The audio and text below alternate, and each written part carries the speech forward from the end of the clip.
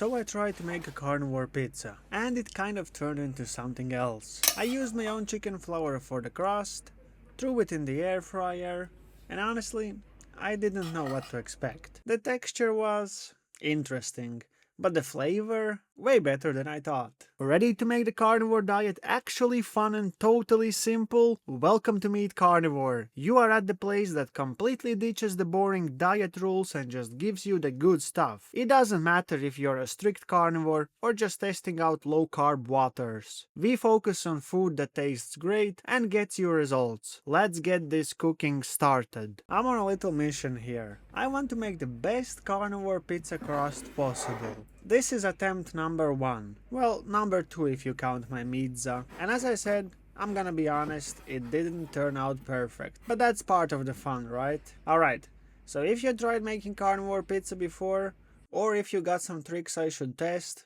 drop them in the comments.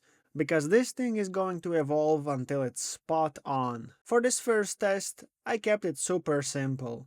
I used 50 grams of my homemade chicken flour. I will leave a link in the description showing exactly how to make it. 1 egg, a tablespoon of butter, and about a tablespoon of water. The chicken flour absorbs liquid really fast, so you will definitely need that little bit of water to loosen it up. I started with 1 egg in a bowl, added my tablespoon of melted butter, and gave it a quick whisk. Then came the chicken flour, and this stuff is wild. As soon as it hit the mix, it started thickening up like cookie dough. The smell was actually pretty nice, kind of like roasted chicken, but lighter. I mixed it until everything pulled together into this sticky dough. Honestly, it did look better than I expected. You could probably roll it out if you wanted, but I was just going for a rustic pizza style base. While that was sitting for a minute, I tossed some leftover bacon into a pan to get it sizzling. And of course, typical, by the time I checked the dough again, it had started to dry out. The chicken flour basically drank up the egg and butter like a sponge. So I added a tablespoon of water just to loosen it up again, and it instantly came back to life. The texture looked perfect. Soft, smooth, and easy to shape. Meanwhile, the smell of bacon was filling the kitchen, so I knew whatever happened with the crust, at least the toppings were gonna be on point. So now it was time to shape the crust. And yeah, this part didn't exactly go according to plan. I lined my air fryer with parchment paper and tried to spread the dough straight in there. But it just wasn't really happening. It kept sliding around, sticking to the spoon, the paper was wrinkling, well, kind of a total chaos. So I pulled the whole thing out and just did it on the countertop instead. Which was way easier. I pressed it out into the parchment paper, not too thick,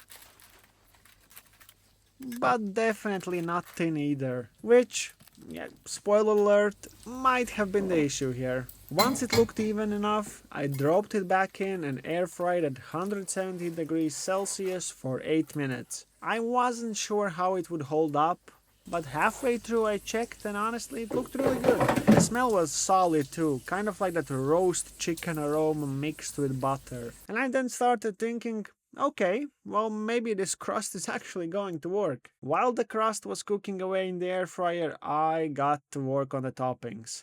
I already have some bacon going in the pan, so I threw in a bit of leftover ground beef as well. I figured, might as well make this thing hearty. It was already around 7 PM, I hadn't eaten anything all day, so my logic was basically, the more toppings, the better. I started looking through the fridge and found some leftover chicken cold cuts. Well, perfect. And I had a couple of slices of cheese waiting to be used, so those went on the counter as well. By this point, the kitchen smelled amazing. Bacon, beef, that buttery chicken crust baking in the air fryer. And you know that moment when you realize that you might gone overboard, but you are just too hungry to care.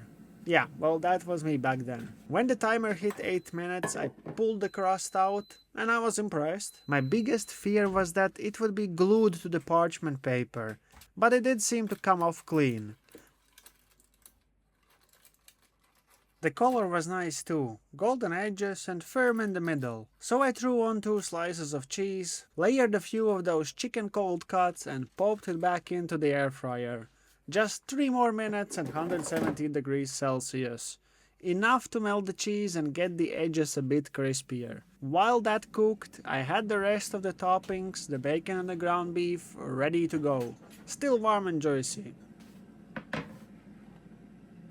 When I opened the air fryer again, it actually looked like a real pizza base. Once the crust was out of the air fryer, I moved it onto a wooden board and started topping it with the bacon and mince combination.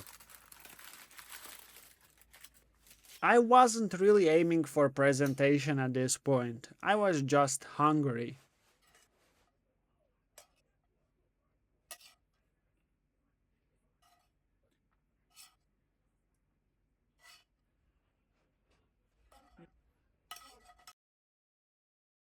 Cutting it was surprisingly easy.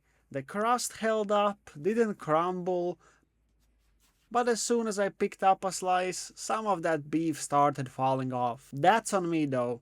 I might have built a little mountain of toppings here. The first bite though, honestly, not bad. The flavor was great, all the toppings worked together, but the crust itself, it was more like a quiche or a flatbread. Not bad, but just not pizza yet. I think I made it a little too thick. I probably could have split the dough and made 2 thinner crusts instead. Still, for something made from chicken powder and egg, I'll take it. It's edible, it's filling, and it actually feels like food. Not some weird carnivore experiment gone wrong. So yeah, not perfect, but definitely progress and a step forward. Every version will get me a little closer to that real pizza texture that I'm chasing. If you got any ideas, maybe adding cheese into the dough or something else that worked for you, drop it down in the comments. I'm gonna keep testing it until I nail it. And if you want to see how I made that chicken flour for this crust, the link is in the description. I just think it's time for me to invest in a dehydrator so I can make a lot more. Because this isn't over yet. We are getting closer. Thank you so much for watching. Make sure to subscribe if you haven't already. Leave a like, comment, and I'll meet you here next time on Meet Carnivore.